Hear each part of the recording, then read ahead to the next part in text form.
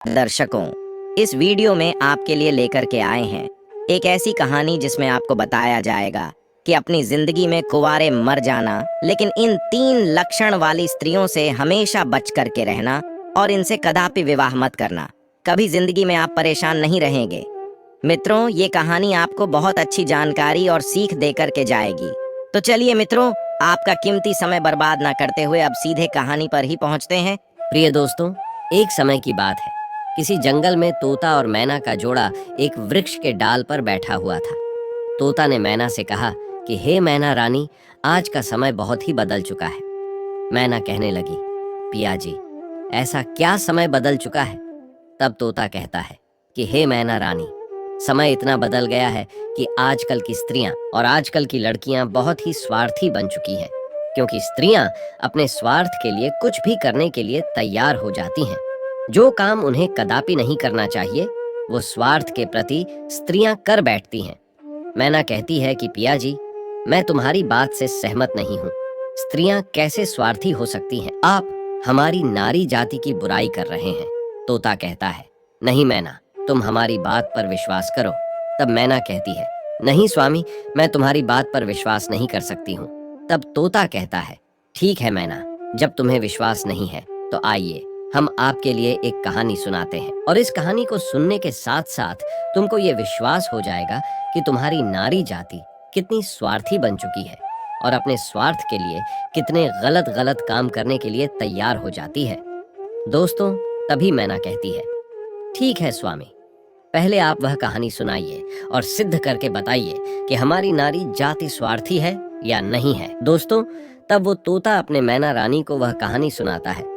तोता कहता है, हे मैना, एक समय की बात है, किसी नगर में 3 दोस्त रहते थे।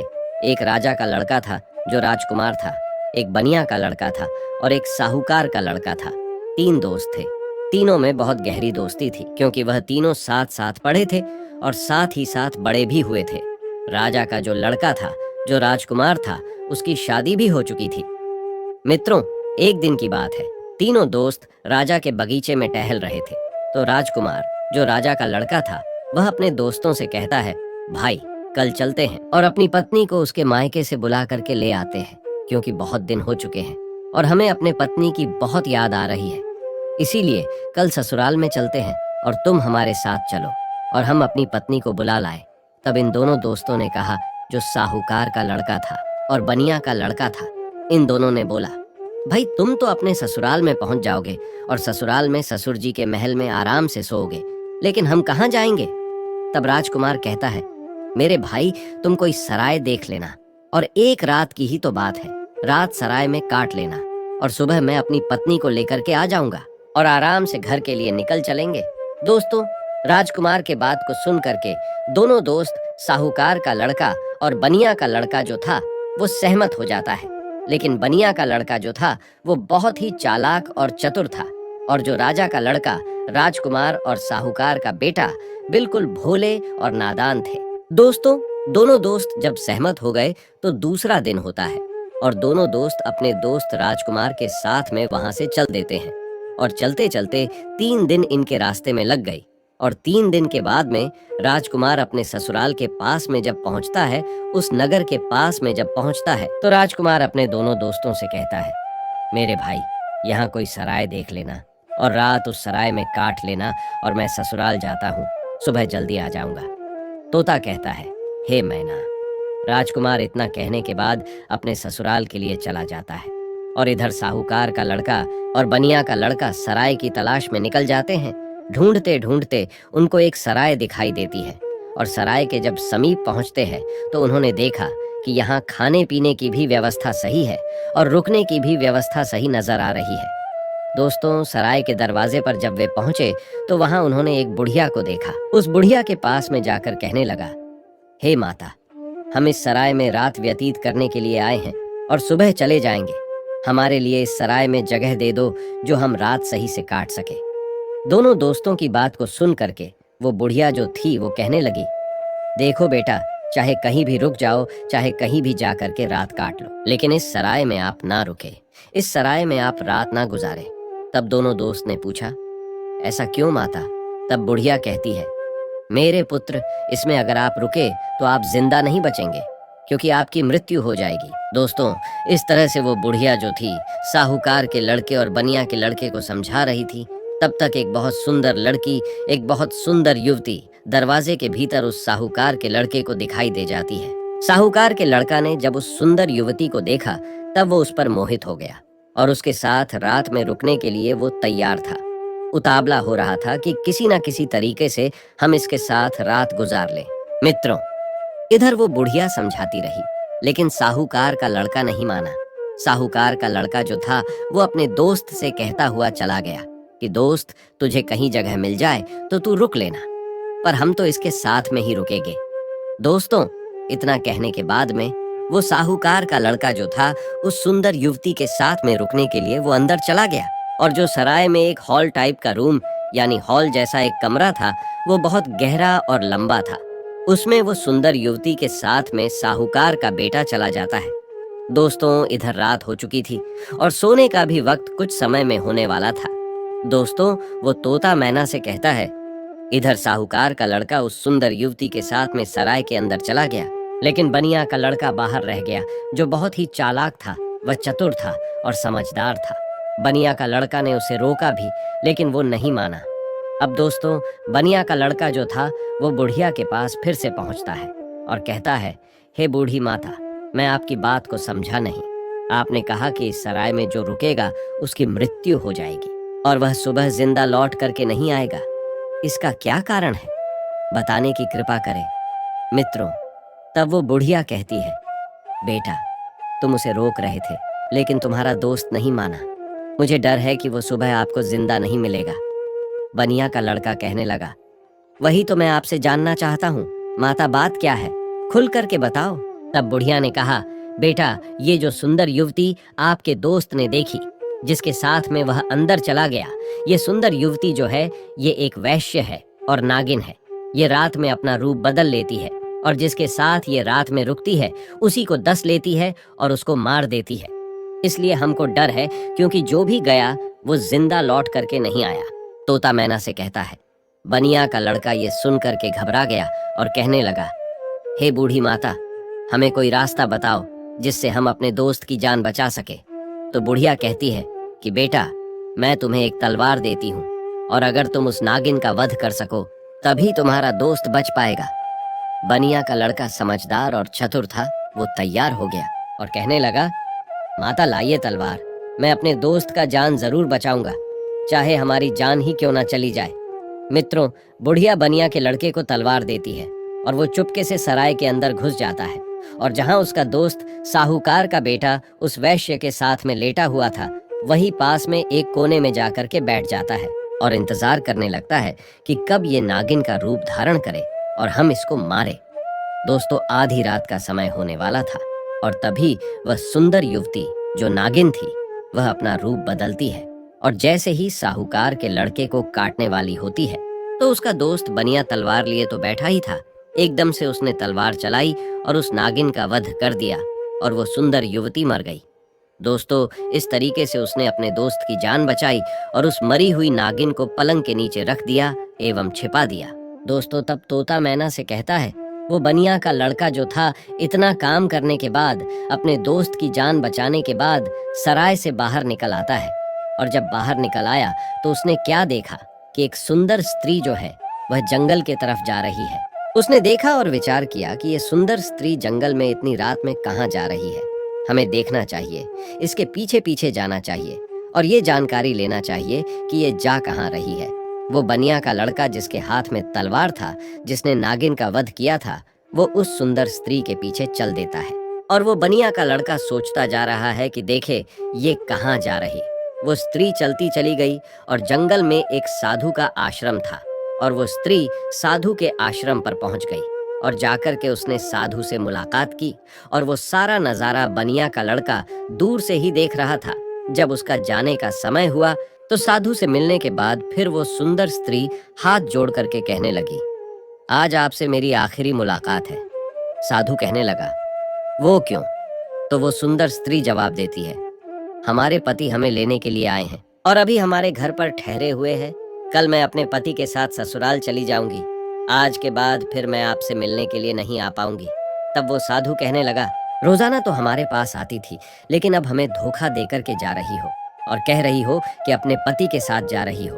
तब वो सुंदर स्त्री जवाब देती है, हाँ, मेरा पति मेरे घर पर ठहरा हुआ है और कल मैं ससुराल चली जाऊंगी। हमें माफ करना, अब मैं आज के बाद तुम्हारे पास मिलने नहीं आऊंगी। दोस्तों, उस सुंदर स्त्री के बात को सुनकर साधु को गुस्सा आ जाता है और साधु जो है गुस्सा में उसकी नाक काट देता है। और जब उसकी नाक कट जाती है तो उसे पीड़ा होती है और वो पीड़ा को सहन करती हुई चिल्लाती हुई अपने घर के लिए भाग खड़ी होती है। इधर दोस्तों, वो बनिया का लड़का सारी बातें सुन रहा था और ये नज़ारा देख रहा था। उस बनिया के लड़का को बहुत गुस्सा आ गया और उसने गुस्से में साधु को मार दिया, उसकी हत्या कर दी और उसको मार करके वहां से तुरंत वे चल देता है और आगे चल करके एक मंदिर था और उसी मंदिर में जाकर के छिप कर भीतर बैठ गया। अब वो सोचता है कि हे प्रभु, इस दुनिया में हो क्या रहा है। अब इधर जो वो बनिया का लड़का मंदिर के अंदर बेचारा चुपचाप बैठा हुआ था, वहां पर कुछ चोर आते हैं और चोर मंदिर के बाहर से हाथ जोड़ करके कहता है, हे देवी माँ, हम चोरी करने के लिए जा रहे हैं और अगर ये हमारी चोरी आसानी से हो जाए और हम ना पकड़े गए तो कल हम तुम्हारे पास तुम्हारे लिए राजा की लड़की को लाएंगे और उसकी बलि चढ़ाएंगे। इतना कहने के बाद में वो चोर अपनी चोरी करने के लिए चले जाते हैं और जो अंदर बनिया का लड़का बैठा था, उसने जब चोरों की बात को सुना तो उसके पैरों तले जमीन खिसक गई और वो कहता है, ये क्या है, यहाँ भी एक हत्या होने वाली है। हे प्रभु, ये हो क्या रहा है। दोस्तों, वो बनिया का लड़का विचार करता है, चाहे कुछ भी हो जाए लेकिन मैं राजा की लड़की की हत्या नहीं होने दूंगा। ये सोच करके वो मंदिर में बैठा रहा।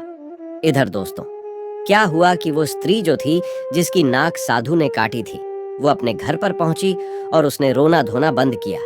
बाकी पीड़ा तो सता रही थी। उसने विचार किया, अगर सुबह लोग हमको देखेंगे तो पता नहीं, ना जाने मेरे बारे में क्या कहेंगे। हमें शर्म से अपना सर नीचा झुकाना पड़ेगा। क्यों ना हम अपने पति को फंसा दे और ये कह दे कि हमारे पति ने मेरी नाक काट ली। तो वही हुआ। सवेरा होने वाला था और जैसे ही थोड़ा प्रकाश होने को था, तभी वो चिल्लाने लगी और कहने लगी कि देखिए देखिए, हमारे पति ने हमारी नाक काट ली। दोस्तों, घर वाले जो थे वो एकदम से भाग करके आते हैं और उसके पति को बंदी बना लेते हैं। जो वो राजकुमार था, जो राजा का लड़का था, उसको पकड़ लेते हैं और पकड़ करके वहां से राजा के सामने पेश कर देते हैं। राजा वो सारा वृतांत जान करके उसको जेल में डाल देता है। तब तोता मैना से कहता है, हे मैना रानी, अब आगे सुनिए क्या हुआ। इधर पूरा दिन व्यतीत हो गया। उसका दोस्त जो बनिया था, उसने पूरा दिन इधर उधर बैठ करके काट लिया और जब रात हो गई तब उसी मंदिर में जाकर के वे छिप करके बैठ गया, क्योंकि उसे मालूम था कि ये चोर राजा के लड़की को पकड़ करके जरूर लाएंगे, उसकी हत्या जरूर करेंगे, लेकिन मैं उसकी हत्या नहीं होने दूंगा। जब रात हो गई तो मंदिर में जाकर के तलवार लेकर के छिप कर बैठ गया और इधर आधी रात जब होती है तभी वो चोर राजा के लड़की को पकड़ करके लाते हैं और मंदिर के बाहर बैठ जाते हैं। कुछ देर बैठ करके बातें करते हैं और कहते हैं, देवी माँ ने हमारी बातें सुन ली है, कितनी बढ़िया हमें चोरी करवा दी, पकड़े भी नहीं गए और बहुत मालदार भी बन जाएंगे क्योंकि हमने बहुत माल लूटा है। इस तरीके के बातें कुछ देर करते रहे। फिर उनमें से एक बोला, देख भाई, अब उस लड़की को जल्दी ले जा और देवी माँ के सामने उसका सिर काट देना और उसकी बलि चढ़ा देना। तो दोस्तों, उन चोरों में से एक चोर जो था वो राजा के लड़की को पकड़ करके अंदर मंदिर में प्रवेश करता है और देवी माँ की जहाँ पर मूर्ति थी वहां पर ले जाता है और उस लड़की का सिर काटने के लिए जैसे ही वो चोर जाता है तो बनिया का लड़का तो वहां तैयार ही बैठा हुआ था और वो चोर राजा के लड़की का सिर नहीं काट पाया, उसकी बलि नहीं चढ़ा पाया, क्योंकि उससे पहले ही बनिया के लड़का ने उस चोर को मार दिया और चोर को मार करके उसकी लाश को एक बगल में रख दिया। इधर दोस्तों, उन चोरों में से एक चोर कहता है, देख भाई, वो हमारा एक साथी गया है, वो लौट करके नहीं आया है। अरे तू जा और देख करके आ कि उसने बलि चढ़ा पाई या नहीं चढ़ा पाई। दोस्तों, ऐसे ही दूसरा चोर जो है जैसे ही मंदिर में प्रवेश करता है तो वो बनिया का लड़का तैयार बैठा हुआ था, उसने उसको भी मार दिया। कहने का मतलब ये है कि इसी तरीके से उस बनिया के लड़के ने जितने भी चोर थे सारे चोरों को मार दिया और उस राजा की लड़की की रक्षा की। जब सारे चोरों को मार देता है तब वो लड़की निर्भय हो जाती है और उसके बाद में वो बनिया का लड़का राजा की लड़की से कहता है कि चलो हम तुम्हारे घर तक तुम्हें छोड़ देते हैं। दोस्तों, राजा की लड़की घबराई हुई थी, उस बनिया के लड़के के साथ में चल देती है। और इधर राजा की जो लड़की थी वो बनिया के लड़के से प्रेम करने लगी और कहने लगी कि हम तुमसे विवाह करना चाहते हैं। दोस्तों, बातों ही बातों में वो लोग राजा के घर तक पहुंच गया और घर के दरवाजे पर जैसे ही पहुंचा तो बनिया का लड़का ने मना कर दिया। नहीं, मैंने तुम्हारी रक्षा की है, इसका मतलब ये नहीं है कि मैं तुमसे विवाह करूं। मैं ऐसा कदापि नहीं कर सकता। राजा की लड़की को गुस्सा आ गया और कहने लगी, अगर आप हमारे साथ शादी नहीं करेंगे तो मैं आपको जेल में डलवा दूंगी। बनिया का लड़का कहने लगा, जैसी आपकी मर्जी, लेकिन मैं शादी नहीं करूंगा। दोस्तों, तभी राजा की लड़की दरवाजे पर चिल्लाती है और कहती है, बचाओ, ये हमको पकड़ करके ले जाना चाहता था और ये हमारी इज्जत लूटना चाहता था। दोस्तों, राजा के लड़की को चिल्लाते हुए सैनिकों ने देखा तो सैनिकों ने भाग करके उस बनिया के लड़के को पकड़ लिया और राजा के सामने पेश कर दिया और कहा कि राजा साहब, ये तुम्हारी लड़की की इज्जत लूटना चाहता था, ये आपकी लड़की को पकड़ करके ले जाना चाहता था। वो तो आपकी लड़की चिल्लाने लगी, इसलिए मैंने बचा लिया। अगर वो नहीं चिल्ला पाती तो ये आपके लड़की के इज्जत के साथ खिलवाड़ कर देता। दोस्तों, ये सुनने के बाद राजा को क्रोध आ गया और उसने पकड़ करके उस बनिया के लड़के को जेल में डाल दिया, जहां उसके दोनों दोस्त भी मौजूद थे। जो साहूकार का लड़का था और राजा का लड़का था, वो दोस्त भी उसे मिल गए। साहूकार के लड़का को सराय वालों ने पकड़वा दिया क्योंकि इसने एक वैश्य व सुंदर युवती का वध किया, इसलिए वो भी वहां जेल में मौजूद था। अब तीनों दोस्त जेल में जाकर के मिल जाते हैं और एक दूसरे के साथ में वहां बैठ जाते हैं। इधर दोस्तों, अगला दिन हुआ और वो राजा दरबार में तीनों को बुलाता है, जिन तीनों को राजा ने पकड़ करके जेल में बंद किया था, और उन्हें सजा सुनाने के लिए तैयार हो जाता है।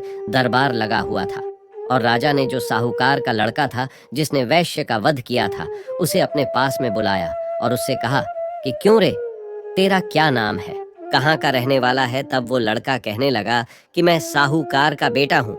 राजा कहने लगा, ये बता, तूने वैश्य का वध क्यों किया, उसे क्यों मारा। अब दोस्तों, उस साहूकार के लड़का को कुछ मालूम ही नहीं था जो वो राजा को बता सकता। उसे नहीं मालूम था कि वैश्य का वध किसने किया। वैश्य का वध साहूकार के लड़का ने किया नहीं था। जो उसे मालूम होता, राजा ने फिर पूछा, चुपचाप क्यों खड़ा है, बता कि तूने उस वैश्य का वध क्यों किया। दोस्तों, तब वो साहूकार का लड़का तो नहीं बोल पाया, लेकिन जो बनिया का लड़का था वो कहने लगा, महाराज, क्षमा चाहता हूँ जो बीच में हमको बोलना पड़ रहा है। इसे कुछ मालूम नहीं है, इसने वैश्य का वध नहीं किया, क्योंकि वैश्य का वध मैंने किया है। राजा कहने लगा, तो बता तूने क्यों किया, बात क्या है। तब दोस्तों, वो बनिया का लड़का कहता है, हे महाराज, हम अपने दोस्त के साथ में, इसी साहूकार के लड़का के साथ में सराय में रुकने के लिए एक रात गुजारने के लिए गए थे और एक बूढ़ी माँ ने मना किया था, इसके अंदर नहीं रुको, क्योंकि जो रुकेगा वो सुबह जिंदा नहीं बचेगा। लेकिन ये हमारा दोस्त नहीं माना और उसने सुंदर वैश्य को देख करके रात गुजारने के लिए अंदर सराय में चला गया। मुझे उस बुढ़िया के द्वारा मालूम हुआ कि ये नागिन है और ये नागिन का रूप में आकर के इसको डस लेती, इसलिए तब मैं तलवार को लेकर के अपने इस दोस्त की जिंदगी बचाने के लिए जहां ये पलंग पर वैश्य के साथ सोया हुआ था, वही एक कोने में जाकर के बैठ गया। और जैसे ही उस वैश्य ने रूप बदला और नागिन बन करके हमारे दोस्त को डसने के लिए तैयार हुई, मैंने तुरंत उसको मार दिया। अगर आपको विश्वास नहीं है तो जहां पलंग पड़ा हुआ है उसके नीचे हमने मरी हुई नागिन रख दी है, आप देख लीजिए। दोस्तों, तब राजा ने सैनिकों को भेजा और वहां सैनिकों ने जा करके वही मरी हुई नागिन पाया और आकर के सारी बात राजा को बताया कि सत्य बात है।